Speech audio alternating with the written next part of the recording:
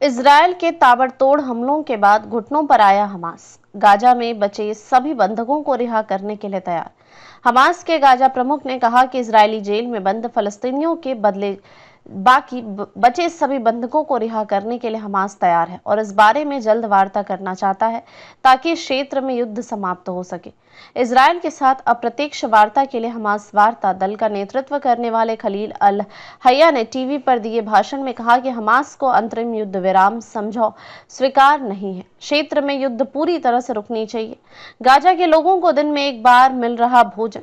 Gaza में गुरुवार रात इजरायली हमलों में 23 लोग मारे गए लोगों में 10 एक ही परिवार के हैं। इस बीच संयुक्त राष्ट्र ने गाजा में खाद्य सामग्री, पेयजल और दवाओं की किल्लत से खतरनाक स्थिति की आशंका जताई है। इजरायल ने 18 महीने से युद्धग्रस्त फलस्तीनी क्षेत्र में 6 हफ्तों से आवश्यक वस्तुओं की आपूर्ति रोक रखी है। इसके चलते गाजा की ज्यादातर आबादी को 24 घंटे में एक ही बार भोजन मिल रहा है। बंधकों की रिहाई के लिए हमास पर दबाव बनाने के लिए इजरायल युद्ध विराम खत्म कर मार्च से ही गाजा में भीषण हमले कर रहा है।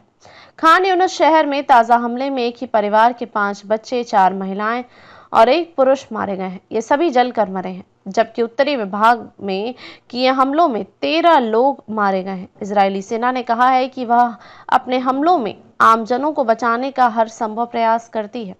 आमजनों की मौत के लिए हमास जिम्मेदार है, जो आबादी के बीच से इजरायली सेना पर हमले करता है या फिर उसने अपने ठिकाने आमजनों के बीच बनाए हुए हैं। ऐसे में जब हमास लड़ाकों पर कार्रवाई होती है तो आम फलस्तीनी भी उसके शिकार हो जाते हैं।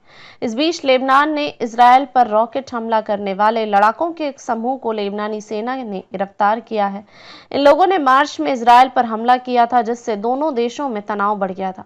रूसी नागरिकों को रिहाई के लिए हमास को पुतिन का धन्यवाद। हमास द्वारा फरवरी में रिहा किए 3 रूसी नागरिकों ने बुधवार को मॉस्को में राष्ट्रपति व्लादिमीर पुतिन से मुलाकात की।